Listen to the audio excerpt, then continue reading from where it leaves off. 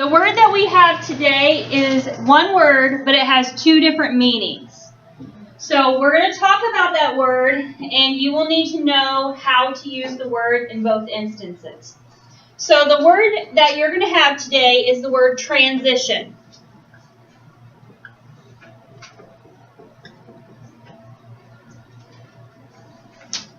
So the word transition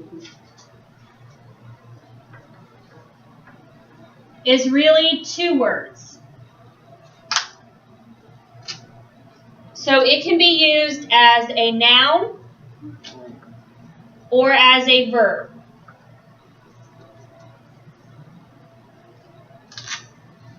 So what is a transition, Richard?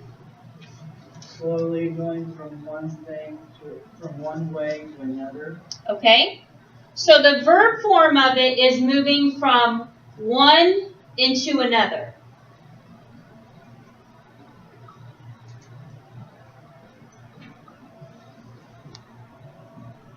The important part of this transition is that it's not starting. It's going from one into the other. So if this is your first class today, you didn't transition into this class. But if you came from another class, you transitioned into this class because you came from one and you moved into another. That's a transition. Yep, that's a transition.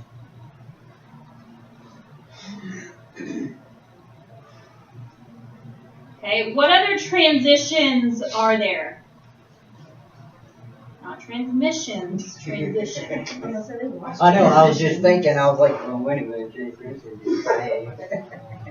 So what other transitions are there?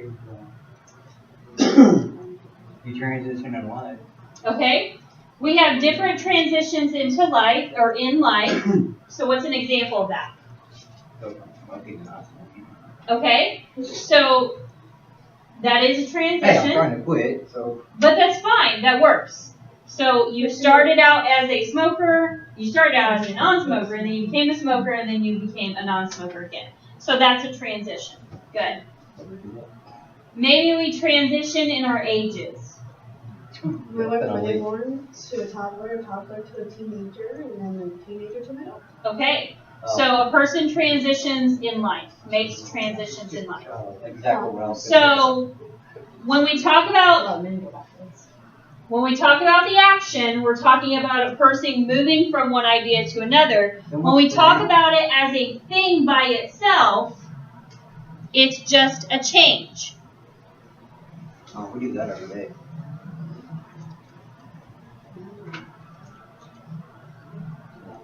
So a transition, the noun definition of it, is just a change.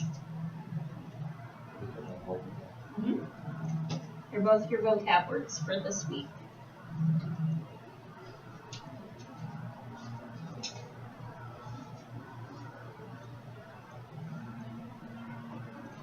So later on, today and this week, and into next week, and into the week after that, you're going to hear both of these words used. You're going to hear transition words. So if this is the definition of a noun version, what is a transition word?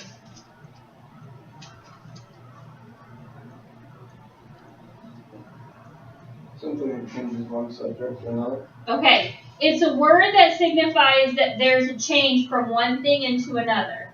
But it's a word that does that. It says, hey, we're going to change. So a transition word is like the word first. It says, hey, we're getting ready to identify something. Last, finally, second, however. All of those are transition words. Sometimes we have transitional expressions. So we have finally, that's more of an expression. It is a word, but it's an expression too. On the contrary, that's a transitional expression that shows you something is getting ready to change. Okay? So you're also going to see transitional sentences. So a transitional sentence will take you from one sentence or idea into the next. So keep these in mind as we're preparing and as we're getting ready for the rest of the information. Any questions on vocab? That's one word with two definitions.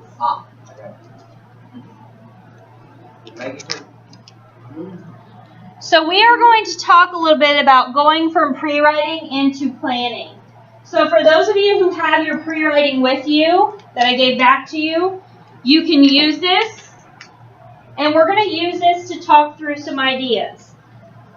So I actually did this myself to give you an idea of the kind of mess that pre-writing can be, and that's okay. So we're going to talk about how when we go through this process, we eliminate ideas, we isolate ideas, and we come up with maybe even more ideas. So this is my pre-writing, and I just did it on the computer, so it looks a little different. So for me, I was thinking about lessons that have been learned, either by myself or someone else, because you have that option. So I started with my friend Nikita, because she has taught me a lot, and she's been through a lot. So I started thinking, well, she became a mom when she was in high school. She was 15 when she found out she was pregnant. She had my godson, Vetrick. She had him when we were still in school. And my oldest son is just now 16, and Vetrick is like 22. So there's a big age gap, but they were both our first boys. So I learned from her a lot about what I want to do and don't want to do as a parent. So some of the things that she did as a young mom, I don't really want to do. Some of the things that she did, I did want to do. So our sons used to dance together. So it was funny. It was cute. They played basketball together. It was funny. It was cute. She is now a mom again of a 4-year-old. So she has a 22-year-old and a 4-year-old. No, I don't ever want to do that again. So I just keep thinking about all the things that she's done in her life that I have learned from in some way or another. I didn't know much about getting assistance until I had my son, getting public assistance, until I had him, and Nikita's kind of the one that guided me. Anytime I need to go to the food bank, like, Nikita, will you go with me? Because she knows which ones are active, and she knows who to stand by. And she knows where I need to have sunscreen because I'm going to burn. So she taught me a lot about systems. She also taught me a lot about friendships. We have been best friends since 5th grade, which was a really, really, really long time ago. So we've been friends longer than we haven't been. She's one of those friends that she calls me and she just picks up like she's been talking to me for the last 2 hours about something. And I don't always understand what she's talking about, but she continues that conversation and it's awesome. And then I think about my brother. My brother's younger than me, but he taught me how to sneak out of the house. He did. Brothers are born. Yeah, he's younger. He shouldn't have taught me that, but he did. He also taught me about getting in trouble, because he got in trouble a lot. Wasn't it supposed to be the other way around? Should have been, but wasn't. So he taught me a lot about the time that you have to spend at Kinsey. So he spent his entire spring break there one year, and his entire summer there, and he had to pay for it. So he taught me a lot about getting in trouble.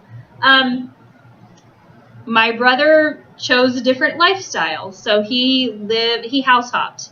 He didn't have a place of his own until earlier last year, and he's 36. So he taught me a lot about living from place to place, which I eventually had to do a few times. So he taught me kind of, where to eat, how to get to the mission, how to find food, who to trust, where to leave your stuff, where not to leave your stuff. He taught me a lot about that. He also taught me about jail systems. So our most recent visit was earlier this year, a few months ago. So I know how to not get into jail. Like I can do that too, probably. But I know how to go visit people at jail because my brother I've had to experience that with him. In a lot of jails, not just in Howard County. He's been in jail a lot, so I know a lot about that because of him. he's taught me a lot of lessons the hard way. Myself, I've learned a lot about friendships, good friends, bad friends. I've lived a lot of places, so I think about the lessons that I learned in each of those places that I lived. Hate the East Coast and the West Coast, don't like either of those places. I've learned a lot about teaching. So I have a lot of ideas out there, and you can kind of see the paths that I took on each of those ideas. So now I have to figure out which of these ideas am I going to start writing about? Which of these pieces do I want to expand upon? One of the things that I noticed with your writing is that some of you have ideas that could fall underneath other ideas. So let's think about that. You have ideas that you could put underneath another idea, and you could put them all under a bigger umbrella. What idea do I have? There are a couple of ideas that I have repeated in all of these sections, or in a couple of these sections. What are a couple of things that I have in a few sections? Okay, I talk a lot about friendships. I talk about it here, and I talk about it here as well. So obviously that's something that's important to me because unconsciously I wrote it down a couple of times and in several different ways. Good. What else? Your child, mom, I guess. Okay, I wrote that up here. I didn't write that for myself. Like, apparently I didn't care about what I've learned as a parent. Apparently I cared about other things. So I didn't really write that a lot. So that's probably not something that I need to spend a lot of time on because I didn't put a lot of effort into that. So I'm going to eliminate that. What else? Okay, I don't have a lot about the systems, so I'm going to eliminate that. Anything I'm going to keep or put together?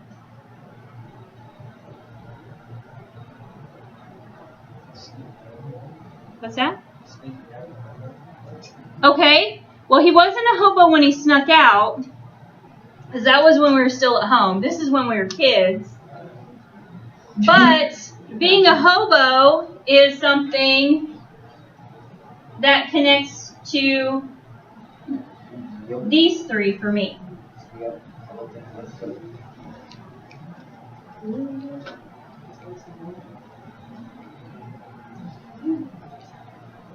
You guys okay? Yeah, we're just talking about lessons. Okay. So if you start to think, I have these ideas in a few different places, and if you look at your paper, there are some words maybe that you've repeated in a few different ways. So you may have said friendships in one place, but you may have put the person's name in another place. Those two things can connect. I talk about my brother being a hobo and teaching me about being a hobo, but here I was homeless. So I had to use those things that my brother taught me in those places. So I don't have the exact same wording, but I do have those things listed there. I don't have a lot about teaching, but I could expand upon that. But because I don't have that initially, when you're pre-writing, when you're doing this informal planning, you need to think of this as your purge. This is you purging yourself of all of your ideas. Get them all out there. It doesn't matter if it's nice and neat. It doesn't matter if it's complete sentences. It doesn't matter if it's pretty. This is not pretty. This looks way bigger than the other ideas. This is too big. It doesn't look pretty. The colors don't match. All kinds of stuff. But that's okay. It doesn't have to.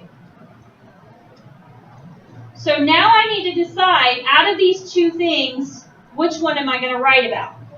Now here's where you guys have to make some tough decisions. The first decision that you have to make is which one you're going to write about. And there are some things that you need to consider. I get very emotional when I think about my friends because I hold my friends are like my family. These people are very special to me. So that may be a little too personal for me to talk about. I learned a lot of little lessons and a lot of big lessons here. It doesn't make me cry, doesn't make the tears well up behind my eyes. Kind of makes me go, whew, forgot that. I did that. What did I do? So that one makes me feel a little bit better. This one maybe makes me too emotional. So I'm going to go through and I'm going to eliminate the one that is going to maybe make me feel too emotional. So what I want you guys to spend the next couple of minutes on is eliminating your options and expanding upon your options. Now, some of you only had one option. So if you only have one option, that's fine. We're going to take yours next step. So just hold on. So those of you, a couple of you had really long lists. See if there are any ideas that you can couple together under another idea.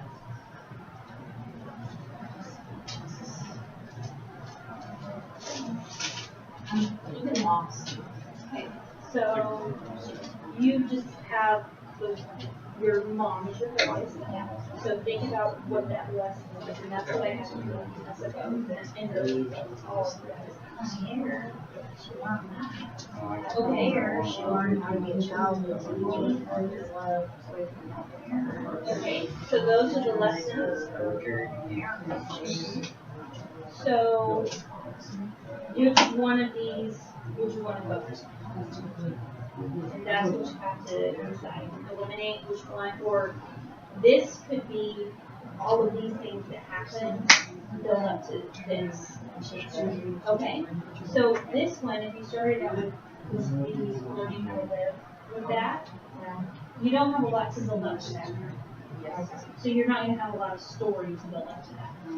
Okay, so yours is just, you have your idea already, so just wait till the next time. We really get some ideas down. I just did everything that I can miss. Okay. Okay. So we're going to take that to the next step, but eliminate which one you want to write about. Well, I already, my option was my mom. Okay. And everything else I said no to my dad. That was big news. Okay. So which one do you out of your options? That's just Which one do you not like? These are just we get really fired up about this, like really, really or emotional. Like eliminate ones that you're gonna feel super emotional about, or ones that it's okay sometimes. But as long as you don't get like a little super upset, because other people are gonna do it too.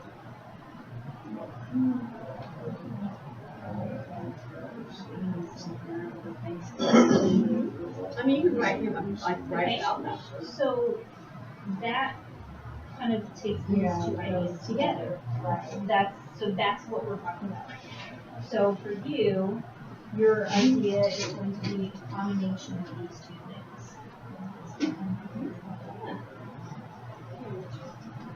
Right, you had a good list.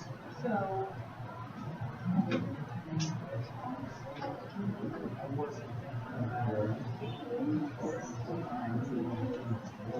okay.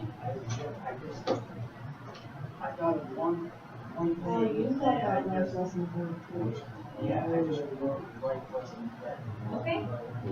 So are there any things in here that you have experienced firsthand from someone in the past? Okay.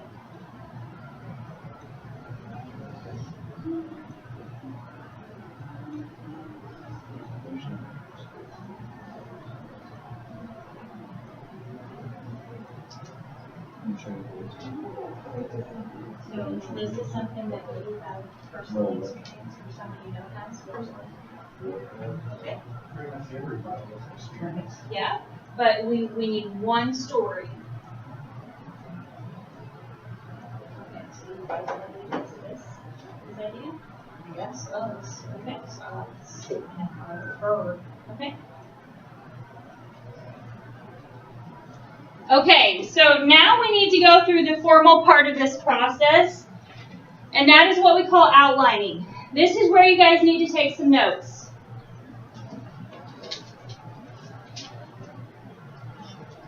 So when you are outlining, You are taking your thoughts and ideas and you're organizing them into something a bit more formal.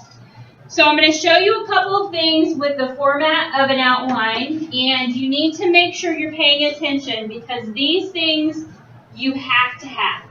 No matter what outline you do, what class you do it for, what you do it for, you need to make sure that you have a couple of things. So we always start with an introduction. And to introduce the idea, we use a Roman numeral. So the first Roman numeral is Roman numeral 1, which is an I, capital I with a period.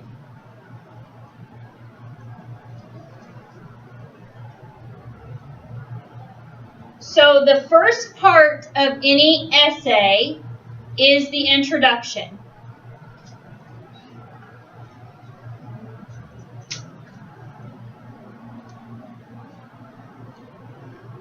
Now, in that introduction, you're going to do a couple of things.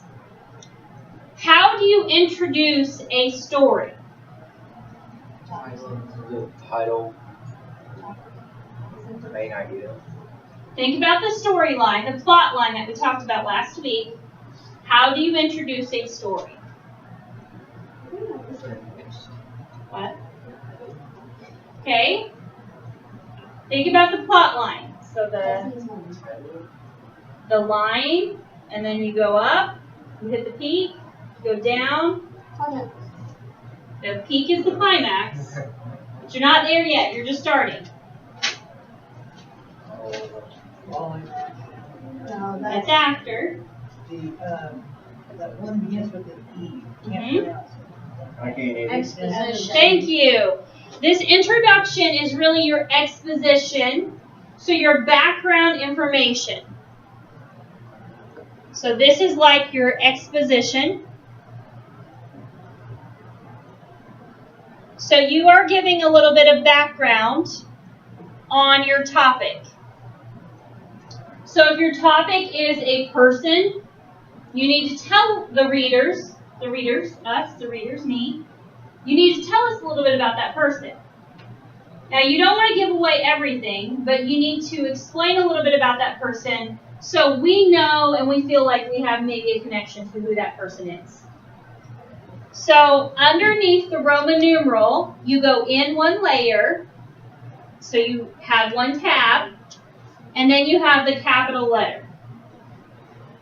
So it needs to be capital A.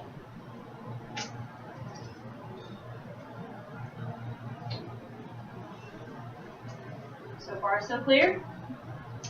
In there? So another important note about outlining is that you cannot have a single layer by itself. So you cannot have a 1 without a 2. You cannot have an A without a B. So I have to have more than just one piece of background.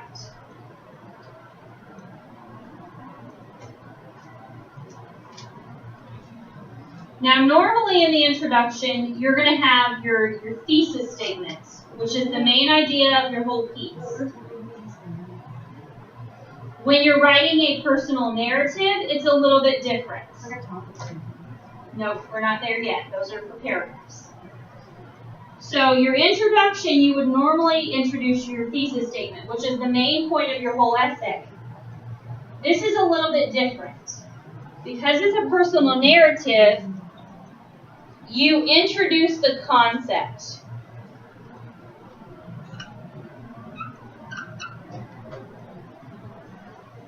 How many of you have ever heard of the word foreshadowing? Okay, so foreshadowing means what? Thinking before. Okay, it gives you a peek into the future. It gives you a taste of what the future is going to be. So this concept is usually in a personal narrative. It's a bit of foreshadowing. So when you guys started reading The Outsiders and Hatchet and Night, when you started reading those things, you started to see some foreshadowing. So you started hearing about the gangs. You started hearing about planes. you started hearing a little bit about what he was experiencing with the Holocaust. So you're getting taste of things. That's foreshadowing. You get a taste of the concept. So if the lesson is about money, we need a taste of that. If the lesson is about drugs or alcohol, we need a taste of that. If the lesson is about friendships, we need a taste of that. Now, before you ever leave one paragraph and go into the next one, you have to do what we call transitions. So you have a transition.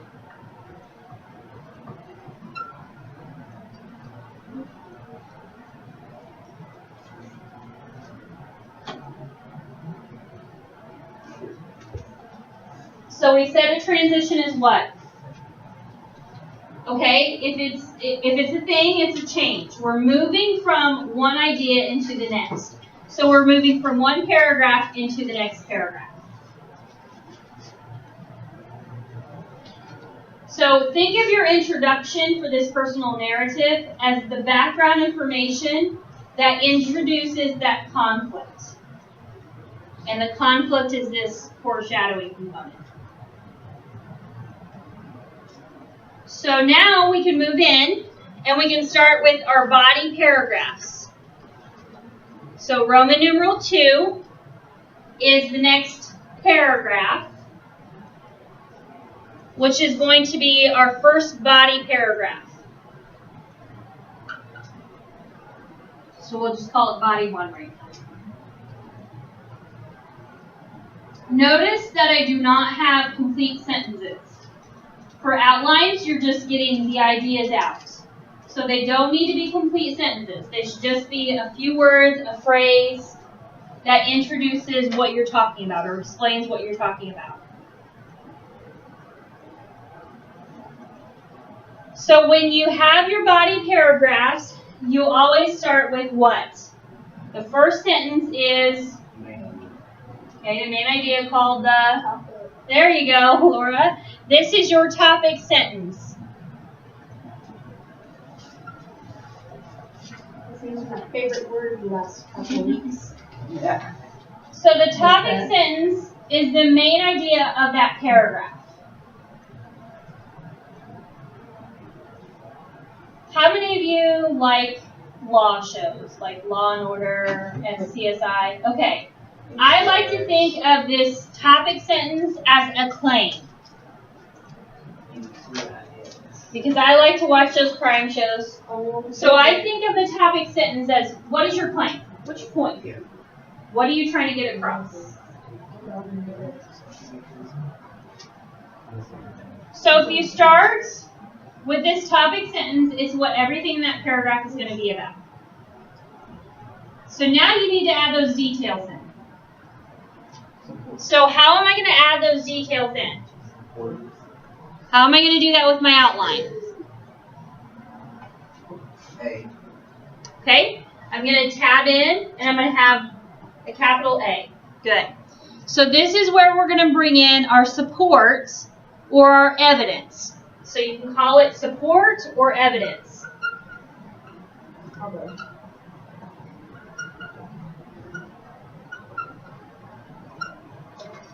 I like the word evidence better because, again, I like crime shows. Yeah. And my brother goes to court all the time. I bet it does. But my brother's in hospital. So we have our support. And you can keep piling on support after support after support after support.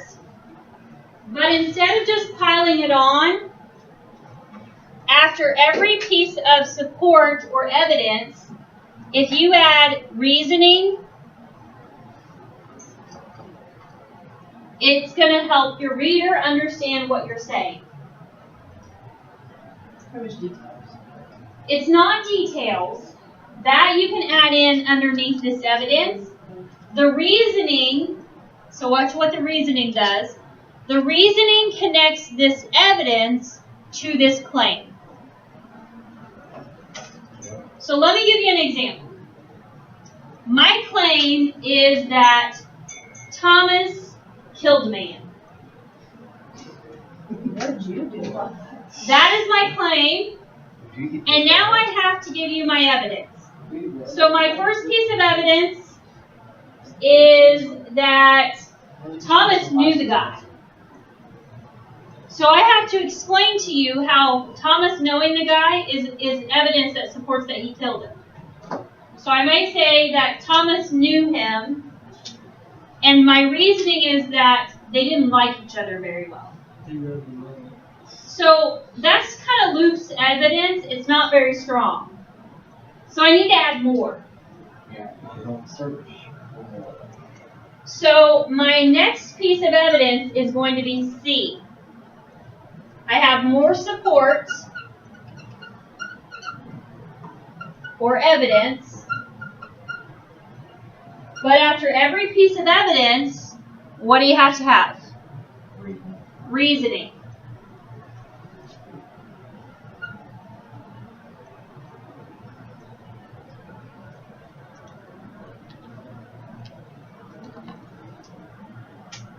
So the reasoning does what again? Good. It shows how that evidence connects to that claim. We don't all think the same, so it's important to have the reasoning so we can connect those things. It's connecting the dots for your reader. So remember when some of you said that Hammurabi was a jerk? Yeah. But you didn't have evidence to support that idea. So you have to have the evidence that shows why he was a jerk. So maybe you pulled in one of his laws. So maybe you pulled in the law that said if a sister of God enter a tavern. Many of you pointed that out. So if you said as your piece of evidence you had that piece, you had that law, you have to explain that. Because half of you were like, what does this mean? A sister of God enter a tavern. What's going to happen to her? Some of you didn't understand it, so you have to explain that for your reader. In addition to you explaining it for your reader, you need to show why that makes Hammurabi a jerk. That's why he's a jerk, because they wouldn't understand. But your reader's not necessarily going to make the same connection that you do. I mean, some readers could understand it, but we don't. But you have to make sure that your reader does. Because if you leave it up to me to make connections, I'm probably going to pull something a little bit different from that. So you can't leave that up to the readers. So back to Thomas. So he's murdered a guy. And they knew each other. So that's kind of loose evidence. That's not helpful. So maybe I say, well, they were hanging out the day of the murder. That's not good support. That's not a lot of support. They were just hanging out. I hang out with people before they die. I typically hang out with people because I want to be with them. So maybe he was the last person seen with him. But that's evidence. That's not reasoning. So if I have a lot of loose stuff, then I need to keep adding more to it. But if I have a murder weapon and I have his confession, I'm good. I don't need a lot else. I don't see Thomas as a confessing person. I don't see him as a murderer. So before you leave this paragraph, what do you have to do? Nope. What do you do at the end of every paragraph before you move into the next You have one? to have the Period. Transition. what? The last sentence in every paragraph, with the exception of the conclusion, because you're not going into a new one, should be your transition.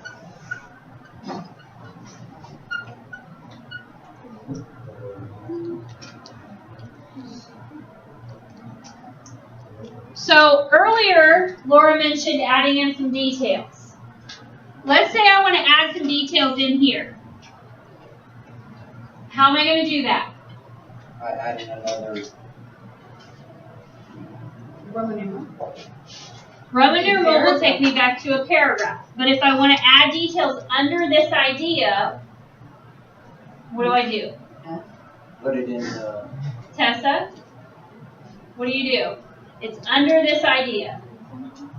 What? Reasoning? Okay, we're going to add some reasoning in after we get the all those little details in there. These ideas are underneath this. These ideas are all underneath this. So if I have some ideas underneath this, what do you think I do?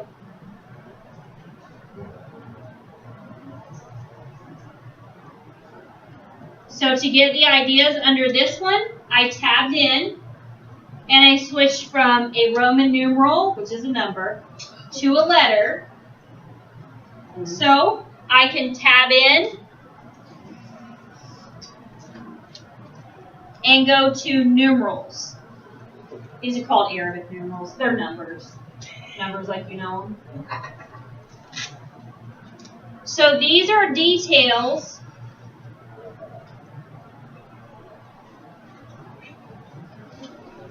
that support that idea. They support this idea.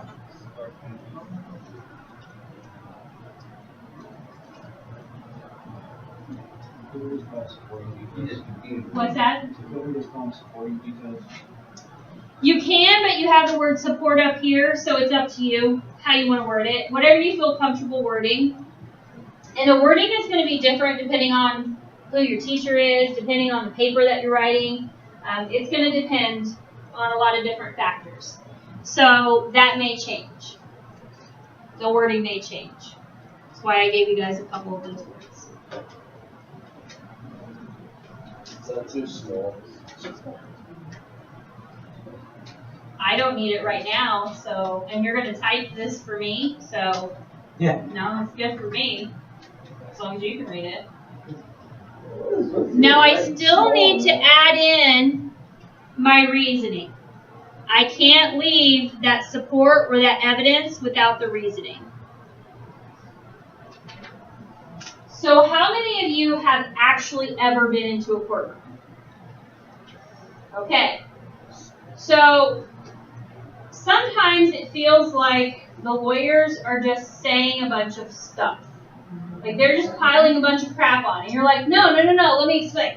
No, let me explain. Or whoever is in the case, not like I've ever been in the case. That person is saying, no, but I need to explain that. I need to explain why that means something.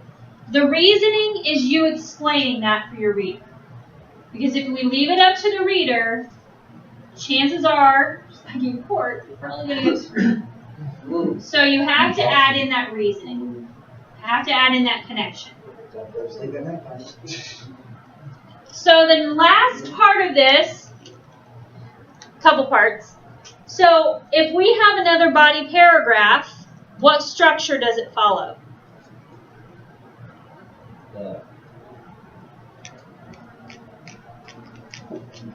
We have another body paragraph. What structure does it follow? Second body. It's going to be Roman numeral 3, and it's going to follow the exact same structure. Body paragraphs are exactly the same. The information is just different. How many body paragraphs do you have to have? At least 4. Thomas? 4. Anybody? 5. 8. As many as it takes. 10. Just as many as it takes to get your point across. 1. 0. So if you are telling a story, Oh, not maybe you need to build up a little bit more. Maybe there are a lot more conflicts that happened. So for me, I'm focusing on what I learned about living without a house. So my background is going to be about when my brother started making those decisions, and I was like, man, I don't ever want to live like that. And then I moved to Mexico, and I had to be on my own without a house. So this is my first body paragraph. And then when I lived in New York, and I was on my own, so I didn't have a place to live in New York. When I went to the West Coast, started out in a place, then didn't end up in a place. So for me, I have my introduction. I have my first body paragraph. I have my second body my second body paragraph, which is Roman numeral 3. And my 4. fourth paragraph, which is my third body paragraph. before I conclude my ideas. So for those of you who finally decided on a lesson, and some of you started with a lesson and you just had a bunch of ideas about that lesson, you have to figure out, how am I going to sequence this? So a few of you said you're going to talk about your kids. So if you're talking about your kids, it's not immaculate poof, they're here. Yeah. You really need to probably build up. So Haley was talking specifically about her daughter, right? Okay? So she's going to go through and describe and talk about what happened before her daughter's birth, and then the birth maybe, and then after, this is what happened. So maybe there's a before, during, and after. So September is talking about her mom. So she's going to give some background information on her mom, and then maybe she's going to isolate the big stuff and then put the details underneath that. So she may have 4 body paragraphs, whereas Haley may have 5 or 3. There's no set amount unless your teacher says, hey, here's the set amount. There's no set amount. But you always have to start with an introduction, and you always have to end with a conclusion. So the conclusion is going to be the last Roman numeral. It may be, or it may not be. For you. So for me, it's going to be Roman numeral 5. And that's going to be my conclusion. See, I never understood. Well, I'm going to explain it to you. So I want you to think of the conclusion as the resolution to your story. So this is like the resolution. So the resolution is where we expose the lesson that was learned. Now, because you can't just have the lesson that was learned, you have to end with something else as well. So I would have the lesson that I learned,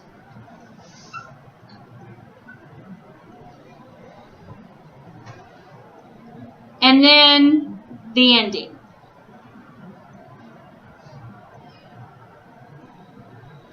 So when you have your ending, I want you to think about a couple of things. So a couple of things that you need to know is that you cannot, in the conclusion, there should be no new information.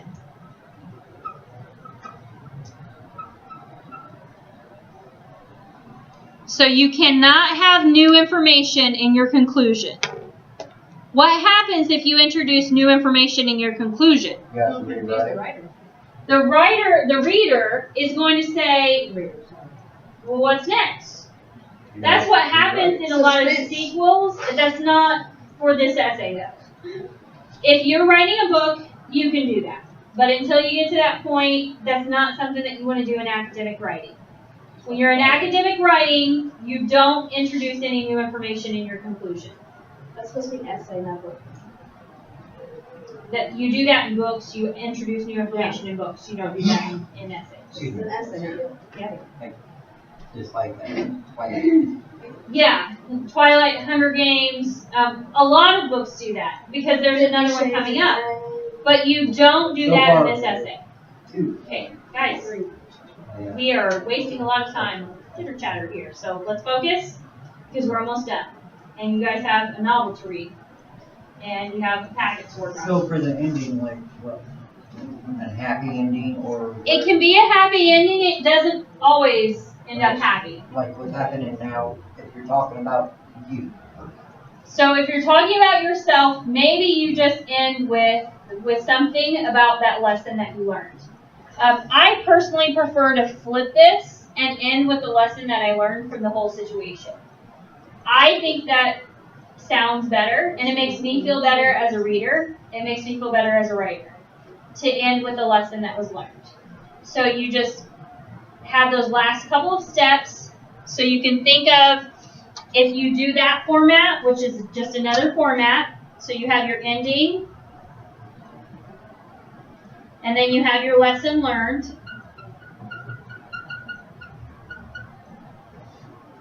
This ending is just how things settle down. So it's a bit more like the falling action. And then this is your resolution.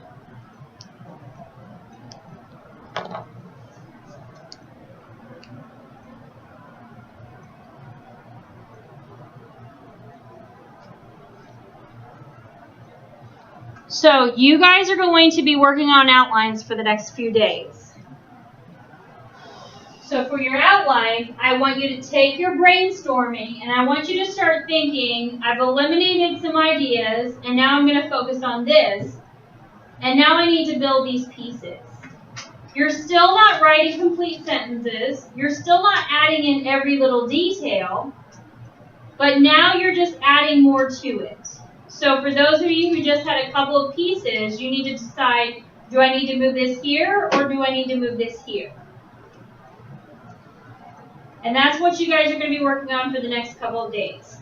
So we are going to, tomorrow, we're going to work in the computer labs. We're probably going to pop over here and across, we're going to try to do that computer lab, but it's not usually open. So we're going to work with computers on setting this up, because this is sometimes difficult to set up.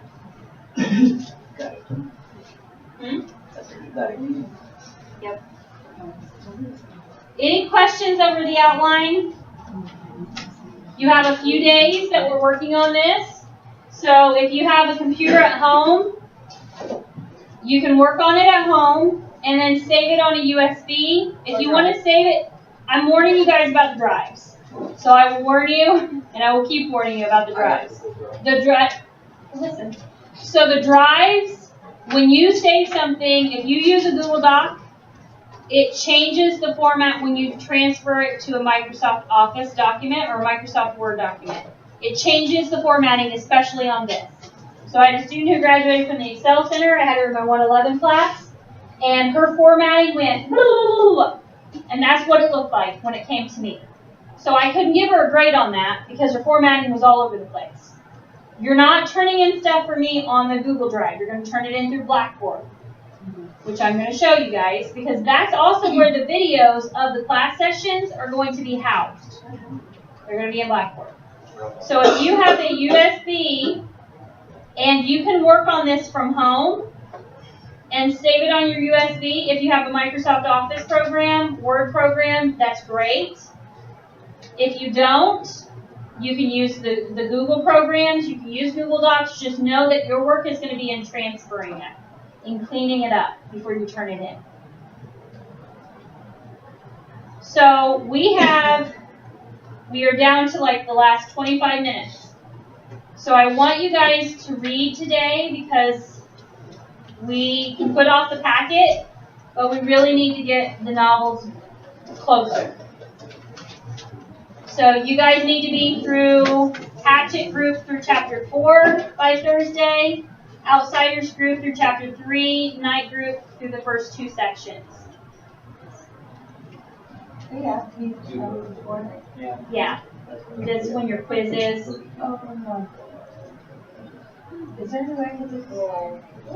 If at the end of the day, because I have a 4th period class and their Hatchet Group is really big. Well, all their groups are actually really big too.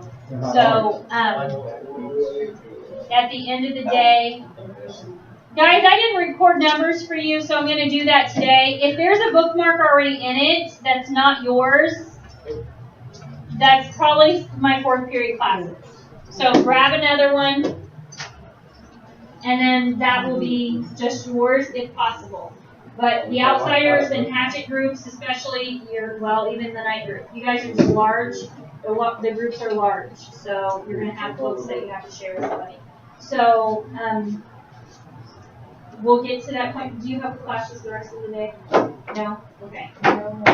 Let me just count my students and see how many I have, and then leave my kids. Well, I know these 2 are empty. And that was That's not, but we have a lot of students who are absent, so I may have students who are actually there.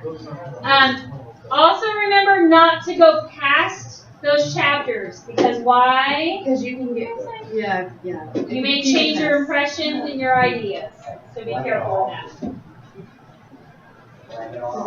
Okay, so you guys have the rest of the time, so you have about 20 minutes to read, and then I'll give you your exit ticket.